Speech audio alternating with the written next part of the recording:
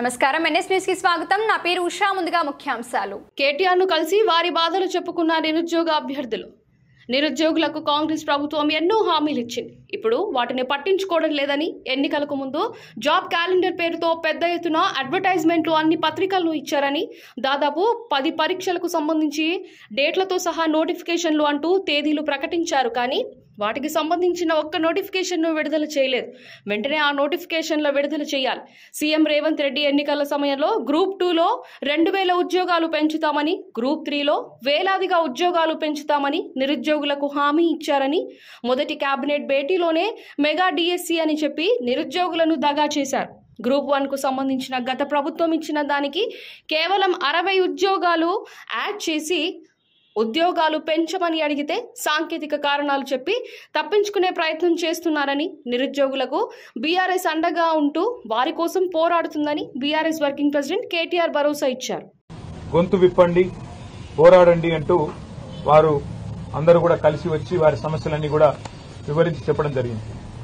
ప్రధానంగా వారు ఈరోజు లేవనెత్తిన అంశాల్లో కాంగ్రెస్ పార్టీ ఆనాడు ప్రతిపక్షంలో ఉన్నప్పుడు వార్షిక జాబ్ క్యాలెండర్ విడుదల చేస్తాము, ఒక పద్ధతి ప్రకారం రిక్రూట్మెంట్ చేస్తాము, ఏ నోటిఫికేషన్ ఏ రోజు వస్తుందో ముందే తారీఖుతో సహా తేదీతో సహా ప్రకటిస్తున్నామని చెప్పి పెద్ద ఎత్తున ఆనాడు పత్రికల్లోనే జాబ్ క్యాలెండర్ పేరిట అడ్వర్టైజ్మెంట్లు రిలీజ్ చేయడం జరిగింది. చాలా పెద్ద ఎత్తున తెలుగులో, ఇంగ్లీష్లో అన్ని రకాలుగా వారు విడుదల చేశారు. అందులో వారు చెప్పిన దానిలో ముఖ్యంగా మరి గ్రూప్ 1 జూన్ 1 నాడే విడుదల చేస్తాము, ఫిబ్రవరి 1 నాడు విడుదల చేస్తాము. గ్రూప్ 2 మరి ఏప్రిల్ 1 విడుదల చేస్తాము నోటిఫికేషను. గ్రూప్ 3 జూన్ 1 విడుదల చేస్తాము. గ్రూప్ 4 కూడా June 1. Assistant executive, assistant engineer, PR, ఆర్ఎండ్బి, ఆర్డబ్ల్యూఎస్, అదేవిధంగా పబ్లిక్ హెల్త్ డిపార్ట్మెంట్ ఇవన్నీ కూడా మే 1 నాడు విడుదల చేస్తాము. అగ్రికల్చర్, హార్టికల్చర్, వెటర్నరీ పోస్టులకు సంబంధించి మే 1 నాడే జాబ్ క్యాలెండర్ విడుదల చేస్తాము, నోటిఫికేషన్ విడుదల చేస్తాము. Assistant motor vehicle inspectors, town planning officers, agriculture extension officers ఇవన్నింటికి సంబంధించి జూన్ 1 నాడు విడుదల చేస్తాము. Transport constables, excise constables, police constables సంబంధించి మార్చి 1 నాడు విడుదల చేస్తాము. జూనియర్ లెక్చరర్లు, పాలిటెక్నిక్ లెక్చరర్లు, డిగ్రీ కాలేజ్ లెక్చరర్లు, అసిస్టెంట్ ప్రొఫెసర్లు, ఫిజికల్ డైరెక్టర్లు వీటికి సంబంధించి ఏప్రిల్ 1కి విడుదల చేస్తాము. ఉపాధ్యాయులకు సంబంధించి ఇట్లా డిఎస్సి, మెగా డిఎస్సి విడుదల చేస్తాము. అదేవిధంగా విలేజ్ రెవెన్యూ ఆఫీసర్స్, జీపీ సెక్రటరీలు, మండల స్థాయి సాంకేతిక సిబ్బందికి 1 జూన్ నాడు విడుదల చేస్తామని చెప్పి దాదాపు 10 నోటిఫికేషన్లు ఏవైతే ఇప్పటికే ఇవ్వాల్సి ఉండెనో అవి ఇవ్వకుండా ఇచ్చిన మాటలు నీటి మూటలు అని తేల్చేసిన వైనం మన కళ్ల ముంగట కనబడతా ఉన్నది.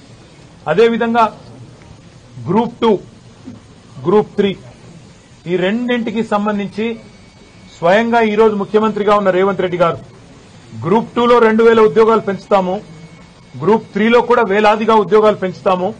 కేసీఆర్ గారు చేయలేదు, కేవలం 783 పోస్టులే పిలిచినాడు, నేను 2000 చేస్తానని చెప్పి రేవంత్ రెడ్డి గారు చెప్పారు.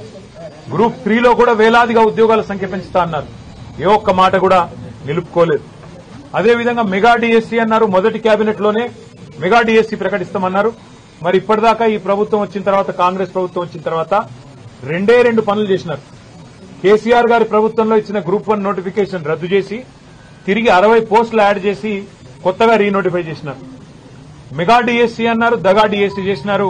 కేసీఆర్ గారు 5000 ఉద్యోగాలతో డిఎస్సీ ప్రకటిస్తే దాన్ని రద్దు చేసి ఇంకొక 5000 మాత్రమే కలిపి ఇవాళ రెండోసారి మళ్లీ డిఎస్సీ అని మోసం చేసే ప్రయత్నం చేస్తా ఉన్నారు. ఇవాళ భారత రాష్ట్ర సమితి తరపున, అదేవిధంగా ఇవాళ మమ్మల్ని కలిసిన ఈ పిల్లలందరి తరపున, తెలంగాణ యువత తరపున కాంగ్రెస్ ప్రభుత్వాన్ని అడిగేది ఒకటే, గ్రూప్ 2, గ్రూప్ 3 ఈ 2 కేటగిరీల్లో కూడా పోస్టులు పెంచుతామని చెప్పింది, సంఖ్యను పెంచుతామని చెప్పింది మీరే, మీ నాయకులే, మీ ఎమ్మెల్సీలు, మీ ఎమ్మెల్యేలు, మీ ముఖ్యమంత్రి మీరే చెప్పినారు. ఇవాళ సాంకేతిక సమస్యలు చెప్పి తప్పించుకునే ప్రయత్నం చేస్తా ఉన్నారు. కానీ వదిలిపెట్టే సమస్య లేదు. శాసనసభలో నిలదీస్తాం, అదేవిధంగా రాజ్యసభలో నిలదీస్తాం, శాసన మండలిలో నిలదీస్తాం. మాకెక్కడెక్కడైతే చట్టసభల్లో అవకాశం ఉందో అక్కడక్కడ ప్రతి చోట కూడా వదిలిపెట్టం, నిలదీస్తాం.